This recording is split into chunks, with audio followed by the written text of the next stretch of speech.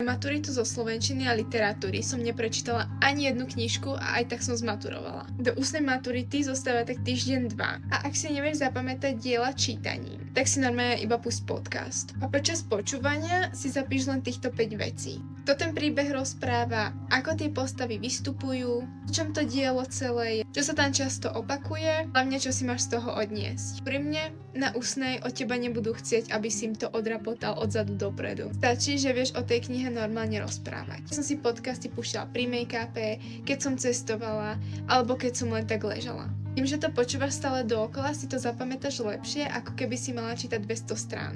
Teraz ti ukážem, ako na to. Otvoríš si iba túto aplikáciu. Tu som ho vlastne požiadala, čo chcem, vytvorí mi to podcast a už sa mám počúvať. Priznám sa, že mi je zmracané niečo poriadne smutno. Ako mohol niekto tak tvrdo pracovať len za toho tabaku a sľuby? To je presne podstata kritického realizmu. Predstav si to ako zrkadlo, ktoré autor nastavil v vtedajšej spoločnosti. Takže nemusíš čítať 20 kníh za týždeň. Stačí pochopiť dej a týchto 5 vecí.